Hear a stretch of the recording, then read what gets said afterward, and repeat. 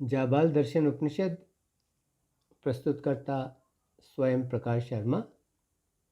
10वां व अंतिम भाग। जाबाल दर्शन उपनिषद के इस 10वें और अंतिम भाग में उपनिषद का 10वां और अंतिम खंड है, जिसमें दत्तात्रेय संस्कृति को योग के 8वें और अंतिम अंग समाधि के बारे में बताते हैं तथा वे समाधि का फल बताकर अपने योग दर्शन का उपदेश पूर्ण करते हैं। खंड।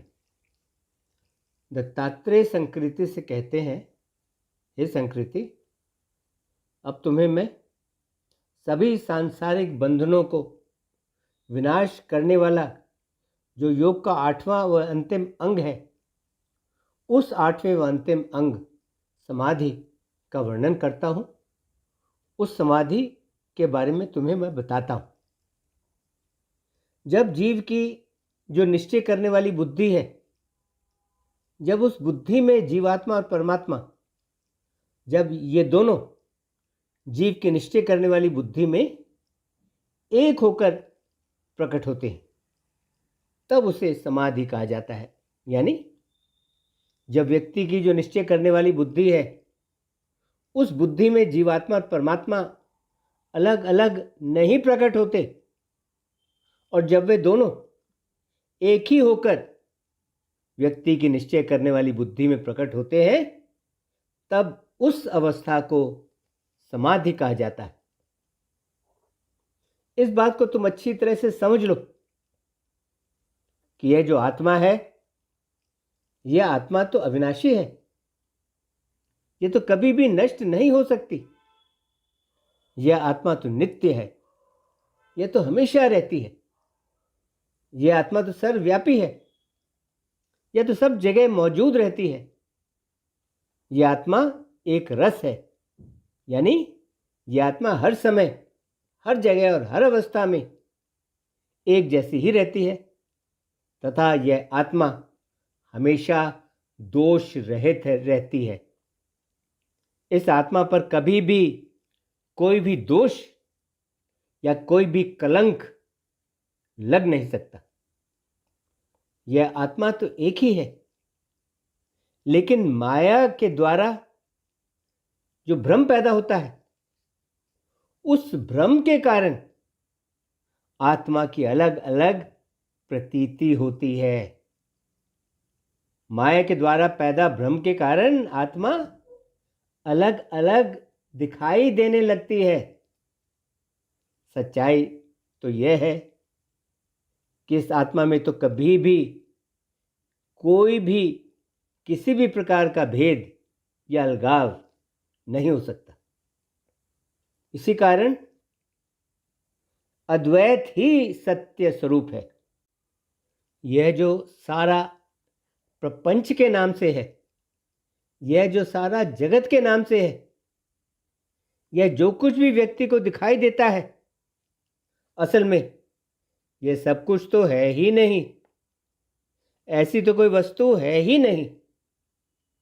जिस प्रकार घड़े के भीतर जो आकाश है और व्यक्ति के शरीर के भीतर जो आकाश है, इन दोनों आकाशों को अज्ञानता के कारण अलग अलग माना जाता है। ठीक उसी प्रकार जो अज्ञानी व्यक्ति होता है, वह अज्ञानी व्यक्ति भी अपनी अज्ञानता के कारण उस एक ही परमात्मा को जीव और ईश्वर के इन दो रूपों में अलग अलग मान लेता है। मैं न तो शरीर हूं, न मैं प्राण हूं, न मैं इंद्रियों का समूह हूं, और न ही मैं मन हूं।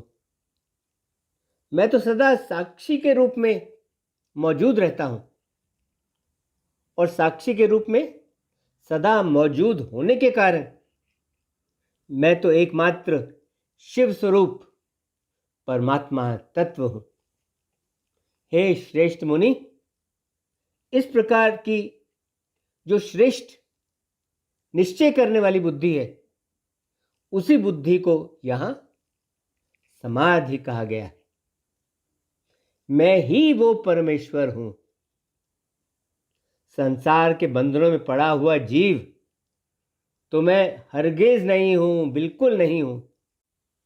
इसलिए मुझसे भिन्न, मुझसे अलग तो किसी भी वस्तु का कभी भी अस्तित्व नहीं था। झाग समुद्र से उठता है, लहरें भी समुद्र से उठती हैं, और दोनों झाग और लहरें फिर समुद्र में जाकर विलीन हो जाती हैं। और जिस प्रकार ये दोनों झाग और लहरें समुद्र से उठती हैं और वापस उसी समुद्र में जाकर विलीन हो जाती हैं, ठीक उसी प्रकार यह जो जगत है, यह जगत भी मुझसे ही प्रकट होता है और मुझ में ही आकर यह जगत विलीन हो जाता है। इसलिए सृष्टि का कारणभूत जो मन है, वह मन भी मुझसे अलग नहीं है। इसलिए यह जो जगत है और यह जो माया है, इन दोनों का भी मुझसे भिन्न, मुझसे अलग कोई अस्तित्व नहीं है।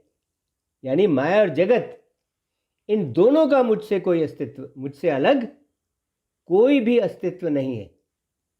इस प्रकार जिस व्यक्ति को यह परमात्मा अपने ही आत्मा के रूप में अनुभव होने लगता है, वह व्यक्ति तो अपने जीवन के परम लक्ष्य के रूप में साक्षात अमृत स्वरूप जो परमात्मा तत्व का भाव है, वह तो उस अमृत स्वरूप परमात्मा तत्व के भाव को प्राप्त कर लेता है।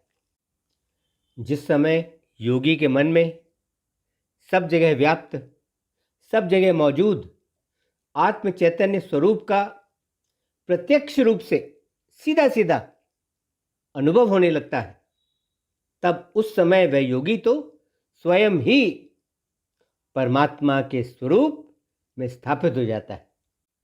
जब ऐसा श्रेष्ठ ज्ञानी व्यक्ति सभी अस्तित्वमान जीवों को अपने में ही स्थित, अपने में ही मौजूद देखता है तथा अपने को भी वह सभी अस्तित्वमान जीवों में स्थित, उनमें मौजूद देखता है, तब वह स्वयं भी साक्षात ब्रह्म रूप ही हो जाता है।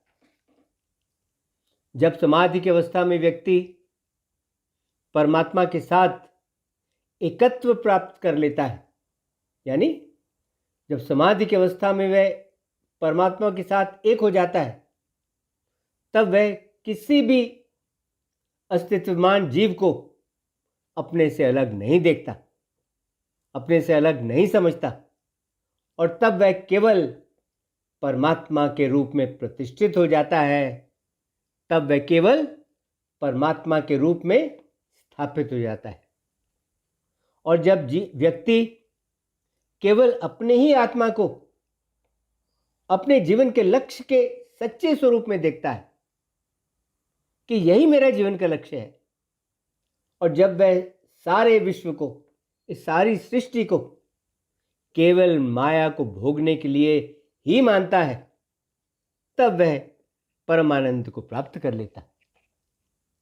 इस प्रकार महाज्ञानी भगवान दत्तात्रेय ने अपना उपदेश संकृति को दिया, और अपना उपदेश संकृति को देकर वे मौन हो गए। भगवान दत्तात्रेय का उपदेश मुनीश्वर संकृति के दिल को छू गया। वह इस उपदेश को अपने हृदय की गहराइयों में अच्छी तरह से समझ गया, और उसे अच्छी तरह से समझकर वह अपने वास्तविक, वह अपने असली रूप में स्थित हो गया, और अपने असली रूप में स्थित होकर वह भय मुक्त होकर आनंद पूर्वक रहने लगा। हाँ, अपने असली रूप में स्थित होकर वह भय मुक्त होकर आनंद पूर्वक रहने लगा। इसके साथ ही जाबाल दर्शन उपनिषद का 10वां खंड, 10वां भाग वह जाबाल दर्शन उपनिषद संपन्न हुआ। ओम शांति शांति। शांति। ओम।